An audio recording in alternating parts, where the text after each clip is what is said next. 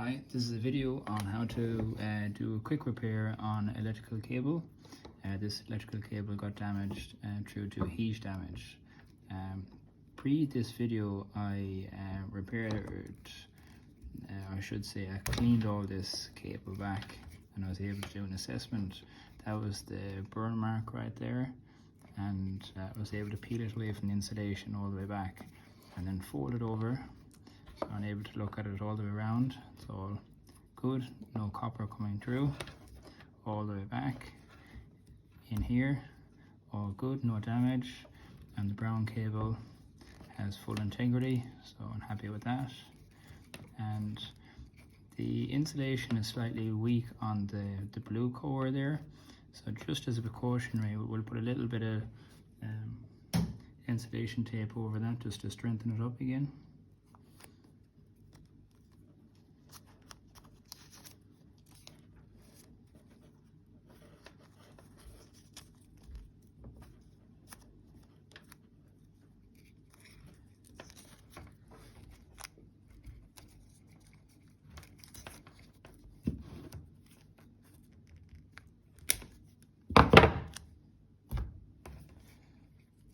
That should be okay, and then put it back into the electrical sleeve again the best way you can,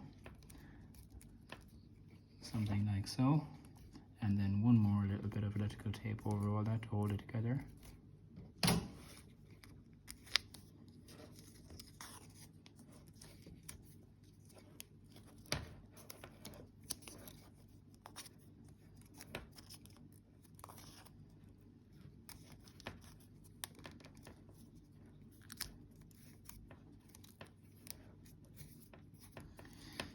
There you go.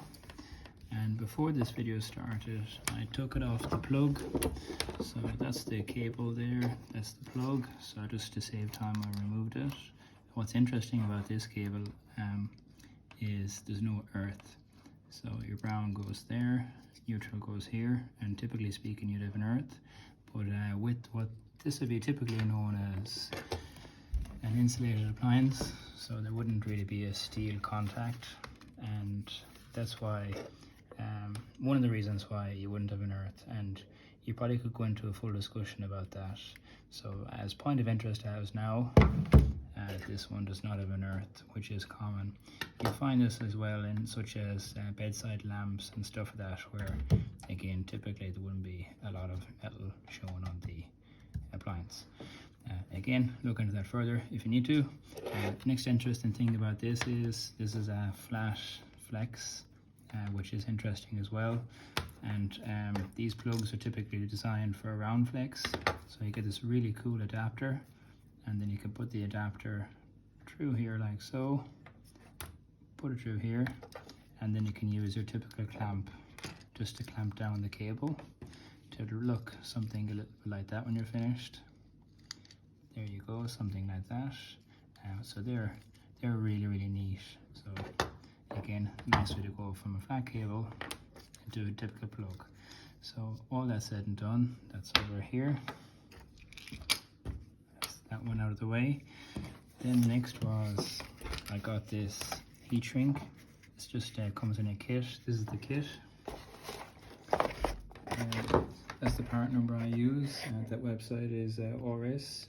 RS is an international company, so if you just type in RS, the full name would be RS Components, and that's the part number there. And there's the kit. You have all the different sizes, so that's quite handy, and you get that for about $20. So it's quite neat to have that. The one I chose is something like that, probably about 8 mil. And have it ready, so just pop it down. The next trick I use is I put three marks on this cable, so now I know how far to push it up. So I go to mark 1, and I might just go over there. So now I know, because I had it measured out, I know exactly where I am with that one. The next thing I need to do now is just put some heat on this, because by essence it's a heat shrink, so the more you heat it, the more it grips this. And You can get these in different formats. There's a really good one out there that has a resin in it, inside in it, so when you heat the shrink, the resin leaks out and it makes a watertight seal. But there's no need to go to that extreme here because just general indoor use. So indoor use is a low profile regarding weather and such like that. So a little bit of heat now.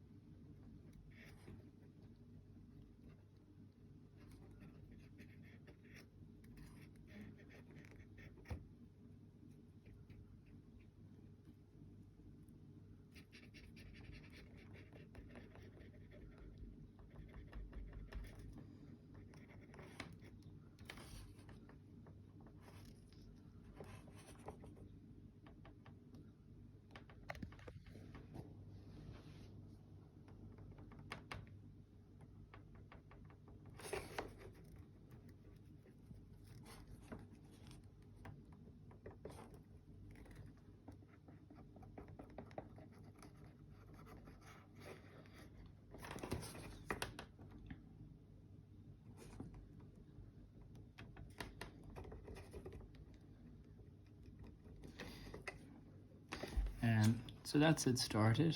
A better way of doing this is a heat gun. That's all I have for tonight. So I'm just going to run a lighter on that now.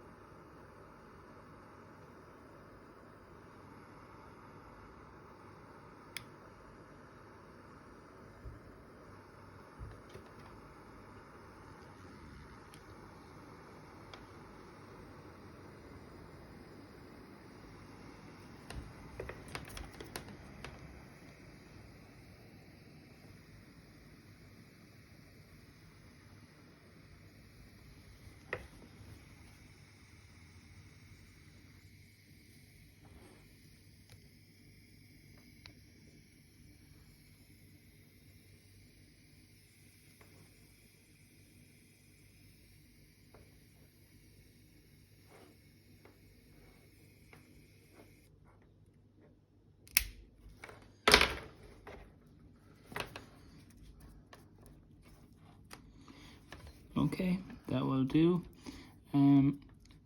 If you had a heat gun or a better application to put more heat into that in a nice manner, it would come out better, but it'd be okay for now. So I'm going to leave it at that, and if I took my time and only put tape up to here, it'd look a lot neater.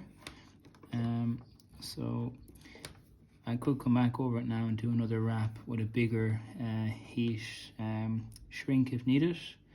And the important thing is now the integrity of the cable is back again, and it's safe. Now you could go one step further. You could do an insulation resistance test across here to test the cable, and you probably should do that if you modify the cable. So I might bring this back to the workshop and do that insulation test, but as for now, I checked it all out beforehand, so I'm happy with it, and not a lot of heat went into this, so I think the risk of damage here is very low. So I hope this was helpful, and thank you for watching. Goodbye.